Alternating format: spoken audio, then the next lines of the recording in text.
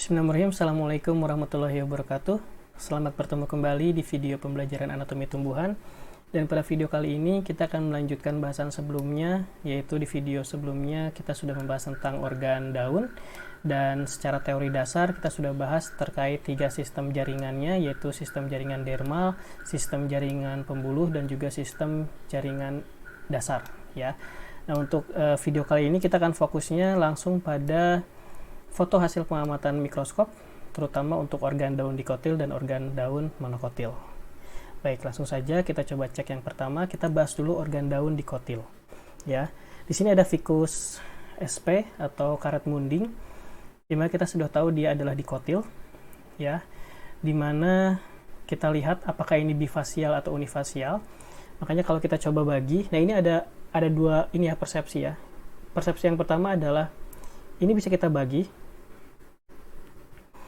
ya. Kemudian Anda lihat seolah-olah yang bagian bawah sama, ada spons dan juga jaringan palisade, karena ini juga jaringan palisade sebetulnya kalau Anda lihat, ya. Dan di sini juga ada spons dan jaringan palisade. Ini seperti menunjukkan adanya unifasial, tapi unifasialnya bukan homogen, tapi unifasialnya adalah heterogen. Makanya di video teori dasar sebelumnya, kalau yang heterogenus unifasial atau heterogenus isolateral, itu bisa dikotil, bisa monokotil. Makanya ini ada bukti bahwa yang unifasial tidak selalu monokotil. Ada juga yang heterogenus unifasial yang dia masuk ke dikotil. Kecuali yang homogenus ya, kalau homogenus isolateral atau homogenus unifasial itu hampir semua dominan adalah monokotil. Nah, tapi ada penjelasan yang selanjutnya bahwa ini sebetulnya bukan unifasial, tapi ini adalah bifasial. Mengapa? Karena sebetulnya ada beberapa, saya kebetulan tidak menggunakan foto yang saya maksud. Jadi ficus sp ini sebetulnya struktur palisade atas dan struktur palisade bawahnya ini berbeda, ya. Jadi palisade atas ini ketika ficus sp-nya sudah dewasa, tapi bukan berarti maksudnya daun ficus sp-nya mengalami pertumbuhan sekunder ya. Maksudnya karena memang organ batang dan akarnya sudah mengalami pertumbuhan sekunder, kita anggap organ daunnya juga sudah organ daun dewasa. Itu palisadenya bisa 2 lapis. Oke. Jadi kita coba cek saja. Mudah-mudahan saya masih bisa akses internet. Kita coba akses internet. Ficus.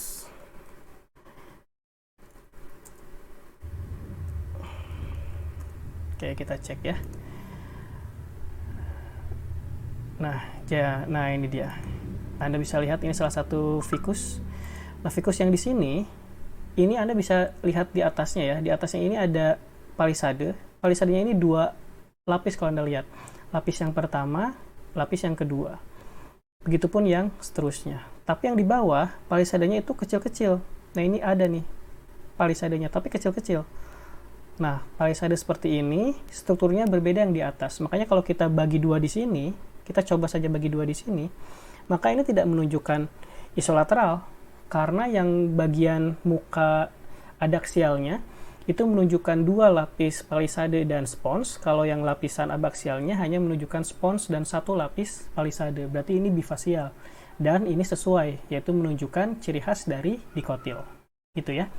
Jadi kita punya beberapa cara untuk memandang secara anatomi apakah ficus ini dikotil berdasarkan isolateral, berarti dia heterogen, tapi berdasarkan bifasial ketika memang ficus sp-nya sudah memiliki palisade yang lebih dari 1 lapis, seperti itu. Nah, ini bisa kita lihat, ini penampakan belintang yang 100 kali. Kita bahas dari atas, ini ada epidermis. Turun ke bawah, ini ada hipodermis. Apa itu hipodermis? Silahkan Anda cek sendiri di video penjelasan saya terkait jaringan epidermis. Ya, hipodermis ini sebetulnya berasal dari meristem dasar, sehingga dia tidak termasuk ke dalam derivat epidermis. Kemudian di hipodermis ini Anda lihat ada 1 sel idioblas yang dia berbeda sendiri, di mana sel idioblas ini disebut sebagai litosit. Ya, litosit itu adalah selnya. Sistolit adalah isinya. Nah, ini tergantung juga kalau Anda melihat dari protoplasma non-protoplasma, maka sistolitnya adalah zat ergastik, yaitu isinya, sedangkan protoplasmanya adalah litositnya atau selnya. Ya, tapi kalau dari sudut pandang epidermis, litositnya adalah sel epidermis, sedangkan sistolitnya adalah penebalan dinding epidermis. Itu tergantung referensi mana yang mau Anda gunakan dalam menjelaskan sistolit dan litosit. Turun ke bawah, ini ada jaringan dasar yang sudah berdiferensiasi menjadi palisade atau jaringan tihang. Kloroplasnya banyak di sini dengan fungsinya untuk fotosintesis tentunya. Kemudian Anda lihat di sini ada spons, jaringan bunga karang dengan ruang antar sel yang banyak sekali. Kemudian kalau Anda lihat di sini ada seperti mirip dengan berkas pembuluh, tapi struktur selnya tidak terlalu jelas susunan berkas pembuluhnya. Ini adalah berkas pembuluh dalam keadaan dia berbelok, dalam arti kalau kita lihat seperti ini, berkas pembuluhnya lurus, maka akan dengan mudah melihat mana xilem, mana floem, dan seterusnya. Tapi kalau berkas pembuluhnya dia jalurnya miring seperti ini, ketika disayat tentu dia akan memperlihatkan struktur yang bisa Anda lihat di dalam foto ini. Ya, tapi ini tetap berkas pembuluh yang terdiri dari xilem dan floem. Xilemnya biasanya ada di atas, floemnya biasanya ada di bawah. Ya. Nah, kemudian ini masih jaringan palisade, hanya ukurannya lebih kecil. Ini juga ada epidermis bagian bawah dengan stomata yang tersebar lebih banyak. Kita akan zoom bagian stomatanya. Nah, ini ya. Ini epidermis. Oke, ini lapisan kutikula. Kemudian Anda lihat di sini, ini sudah masuk ke dalam komponen stomata. Lubang ini disebut sebagai porus. Ya, stomatanya yang mana? Stomatanya yang ini. Ya, stomata yang ini. Sebetulnya saya ingin mengkoreksi gambar yang saya gunakan karena ini saya gunakan dari internet sebagai referensi. Yang saya lihat ini stomatanya sangat jelas sekali, tapi sedikit koreksi saja. Guard cell-nya sebetulnya yang ini ya. Yang hijau ini adalah sel penutupnya atau sel penjaganya. Ya, ini porusnya. Kemudian ini adalah sel epidermis yang melekat langsung kepada sel tetangga, maka yang ditunjuk guard cell ini adalah subsidiary cell sebetulnya. Ya, ini adalah subsidiary cell. Jadi tetap saja meskipun kita menggunakan referensi dari luar, kita harus tetap bisa mengkritisi apakah sesuai dengan yang dilabeli atau tidak. Seperti itu. Kemudian Anda lihat di sini ada ruang stomata, ruang antar sel yang besar. Ini disebut sebagai stomatal chamber. Kemudian apa lagi ya? Berdasarkan kedudukannya dengan sel epidermis. Lihat sel penutupnya ada di sini, sel epidermis biasanya ada di sini. Berarti dia tenggelam ke bawah, disebut sebagai sunken atau cryptophore. Ini membuktikan bahwa ficus sp adalah tanaman xerophyte. Ya. Oke, ini perbesaran 100, masih cross section. Ini masih jaringan spons. Nah, ini masih jaringan spons atau bunga karang dengan ruang antar selnya yang banyak, tapi yang ini khusus namanya stomatal chamber dan seterusnya. Oke, kita lanjut lagi. Sekarang kita sayat secara paradermal. Paradermal berarti daerah permukaan. Ini perbesaran 100. Dan ini epidermis bawah. Tahu dari mana? Karena banyak lubang-lubang yang dia mengarah ke stomata. Artinya stomata di sini jumlah distribusinya sangat banyak. Berarti ini bagian abaksial atau bagian bawah. Nah, yang ingin ditekankan di sini adalah stomata yang mana? Anda jangan menunjuk stomata yang ini ya. Ini bukan stomata. Ini masih bagian luarnya. Karena kita masih ingat bentuknya seperti ini. Stomata itu kan ada di dalam. Stomata ada di dalam, sedangkan yang kita sayat itu di sini kan. Nah, kalau kita sayat paradermal, ternyata posisi sayatan kita ada di sini, maka yang kita amati hanya lubang ini. Ya, hanya lubang ini. Yang itu sama sekali belum masuk ke dalam stomata. Sehingga yang kita lihat adalah lubang-lubang bolong seperti ini. Stomatanya di mana? Stomatanya ada di dalam.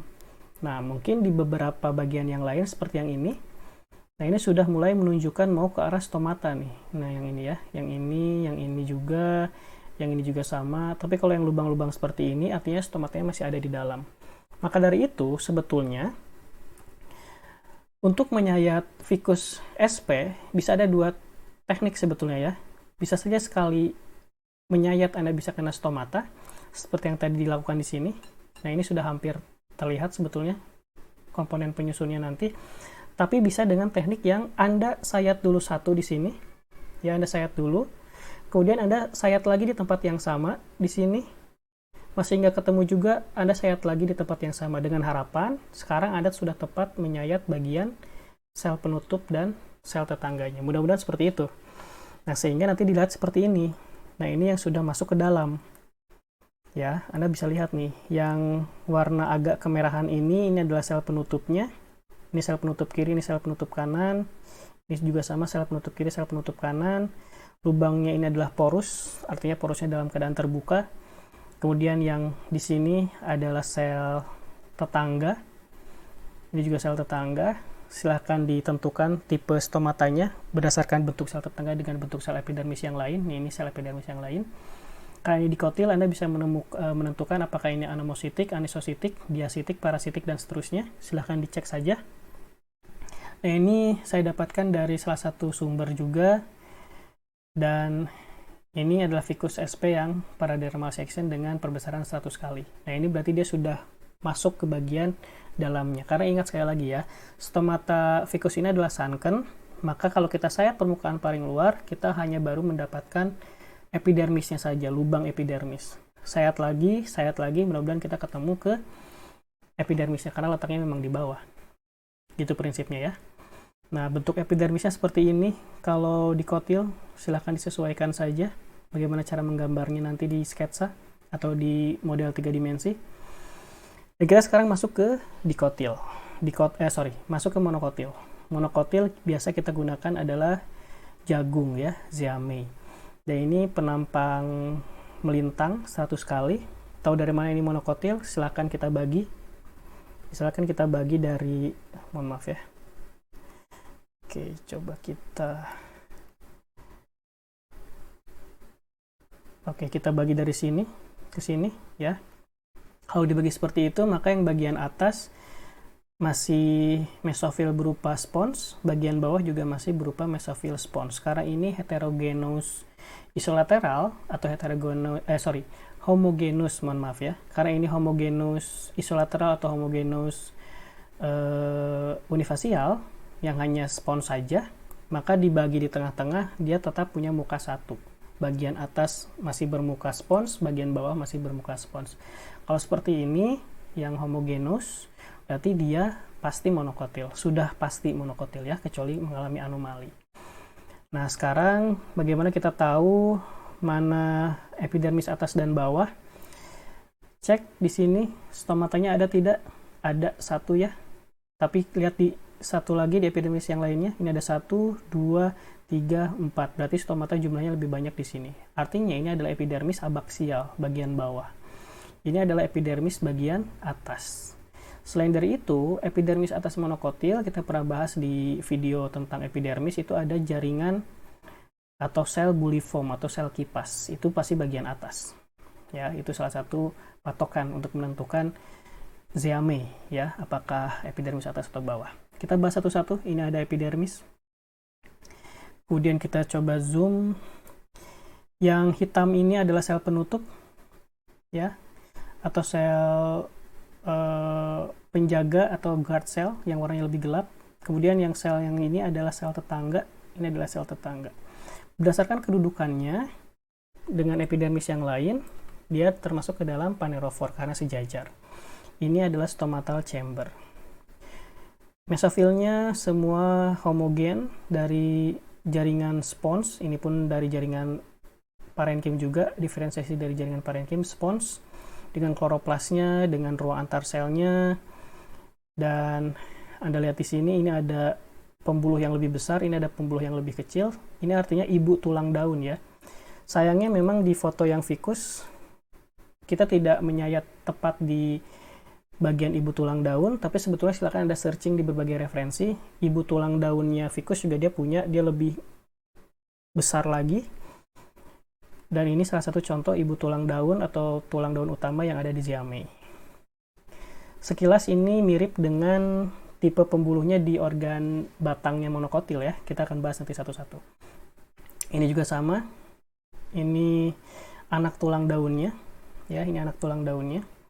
Kita mulai bahas dari yang ibu utamanya saja, ibu tulang daunnya atau tulang daun utama. Ini sclerenchyme atau bundle sheath. Ya, ini adalah bundle sheath.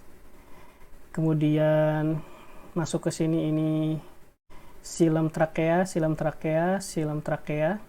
ini tracheid ya, ini tracheid, ini phloem dengan sheath cell atau sheath tube dan companion cell-nya yang kecil-kecil.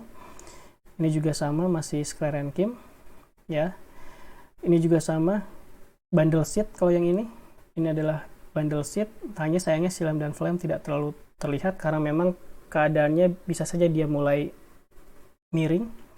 Ini juga bundle seed. Nah, Anda lihat di sini bundle seed-nya lebih besar dan dikelilingi oleh istilahnya apa ya? Mesofil. Nah, ini krans anatomi, ini C4 ya. Karena jagung memang C4. Kemudian apalagi ya, saya bisa jelaskan di sini. Yang ini epidermis bawah dengan stomata juga, stomatal chamber, dan ya ini salah satu contoh bentuk dari daun monokotil secara melintang. Ini juga sama, ini yang disayat di lab. Ya, ini tambahannya mungkin ada sel kipas, ini juga trikoma ya. Ini trikoma daun, selebihnya sama saja. Sclerenchyme, seludang sama phloem, apalagi ya. Nah, ini kenapa disebut chlorenchyme, karena ini adalah parenchyme yang punya klorofil atau kloroplas, makanya disebut sebagai chlorenchyme. Tapi kita juga bisa bilang ini spons atau jaringan bunga karang, sama saja. Ini sel kipas, dan selebihnya sama ya, tidak ada lagi yang berbeda. Ini anak tulang daun, ini ibu tulang daun. Bagaimana dengan Zeame yang paradermal section? Ini yang 100 kali. Nah, ini seperti ini penampakannya ya. Nah, ini adalah tulang daun, yang artinya ini berkas pembuluh yang terlihat secara paradermal. Kemudian ini ada stomatanya dengan sel epidermis yang lain. Mungkin kita akan lihat perbesarannya saja, yang ini lebih besar.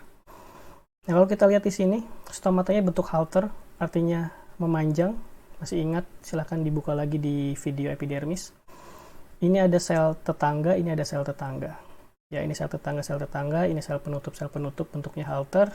Porusnya dalam keadaan tertutup. Ini sel epidermis biasa.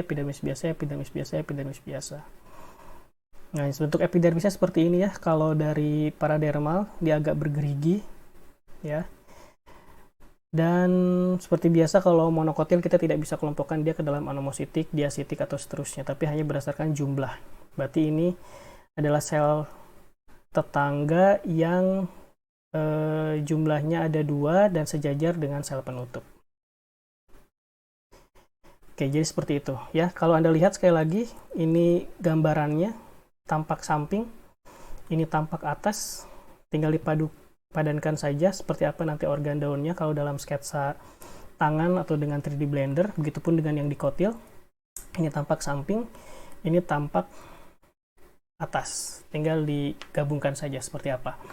Untuk menggambar dan membuat model tidak perlu diutuhkan semuanya, tapi setidaknya Anda bisa dalam bentuk potongan pizza atau hanya sebagian besarnya saja. Setidaknya semua sistem jaringan ada, sistem jaringan dermal, jaringan dasar, jaringan pembuluh, itu ada semua dan tetap menunjukkan karakteristik organ yang sedang dibuat. Begitupun dengan organ akar dan organ batang. Ini berlaku hanya untuk mahasiswa saya ya. Nah, itu saja mungkin bahasan kita kali ini. Karena selebihnya masih sama, Anda bisa cek lagi di video yang lain terkait epidermis, terkait transport pembuluh, terkait jaringan dasar, semuanya sudah dijelaskan detail di situ. Mudah-mudahan video kali ini memberikan banyak manfaat untuk Anda. Jangan lupa subscribe dan like video ini, dan jika ada yang ingin didiskusikan atau ada yang ingin dikomentari, silakan berikan kok di bawah di kolom komentar. Dan itu saja, terima kasih. Assalamualaikum warahmatullahi wabarakatuh.